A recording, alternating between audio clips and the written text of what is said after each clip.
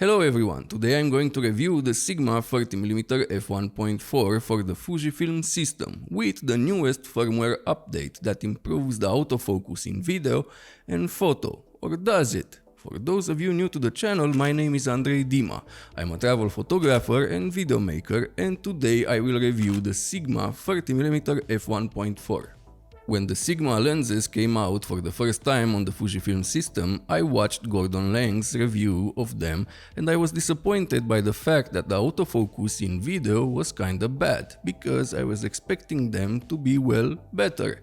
Now Sigma released a new update for their Fujifilm Trio and I thought this is a good time to give them a try. Like always, let's start with the build quality of the Sigma 30mm f1.4, which I find quite good. It's made from metal with a nice smooth finish and silver badge. The mount is metal and has a rubber gasket, the only weather sealed part. The focus ring is made from rubber and feels very nice when used. It is large, turns smoothly, but it is well dampened. I think it is one of the nicest focus rings I used in a while. And finally, the lens hood, which has a weird design that I really don't like. Gladly, the plastic it's made out of is not that bad. It doesn't feel cheap. I'm looking at you, Nikon, but let's get back to the review. Sadly, the lens doesn't have an aperture ring. I get why Sigma released these rather old lenses for Fujifilm first, to test the waters, and maybe in the future, if sales are good, we will get lenses with aperture rings. Until then, I think we should not complain about it and be happy that Sigma joined the Fujifilm party and gave us some budget options. Yes, the Sigma 30mm f1.4 is quite a cheap lens, going around $300, making it a great option for beginners.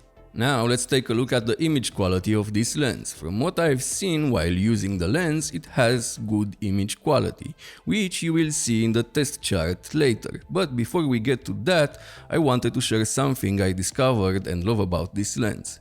We all know most f1.4 lenses, and especially older models, which this lens is. I know it was released this year for Fujifilm, but its first release was 6 years ago. They have problems with chromatic aberrations wide open, and as you will see, this lens too, but on other lenses you need to stop them down to f2 or f2.8 to get rid of them, but with this lens you just need to stop it down to f1.6 and they go away, which is pretty nice for low light photography and video at this price. Let's take a look at the test charts. At f1.4 we can see a bit of softness in the center and purple fringing. Going to the corners we see more softness. Now stopping down to f1.6, as I told you earlier, we no longer have a problem with chromatic aberrations. And we get a bit more sharpness and contrast. The corners are still a bit soft. Stopping down more improves the corner sharpness, and from f5.6 the lens gives great results from corner to corner. At f11 softness starts to show because of diffraction.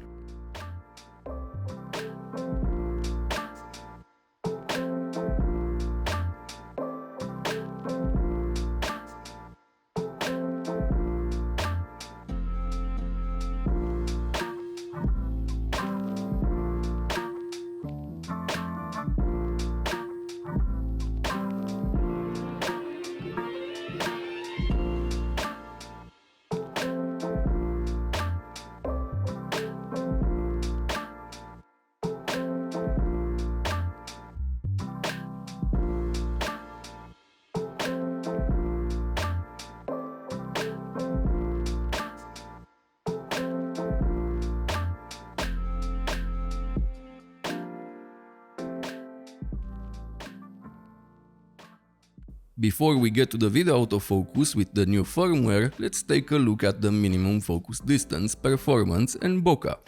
The minimum focus distance is 30 cm, good enough for a lens in this price.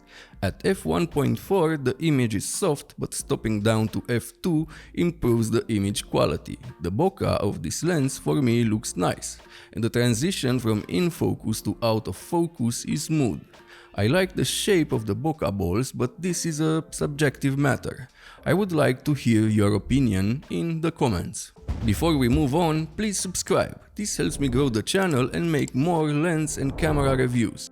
The autofocus tests were made with firmware 1.01 for the Sigma lens and firmware 2.0 for the Fujifilm X-H2S. As you can see, it still works in steps sometimes. The best settings I found while testing are tracking +2 and autofocus speed -1.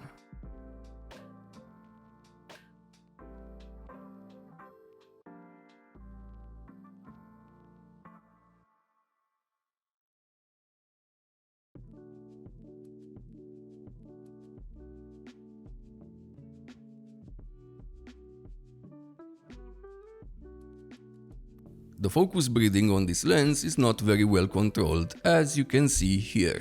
Now let's see a comparison with the Fujifilm 35mm f1.4 from Fuji. Tell me in the comments which one you think is better.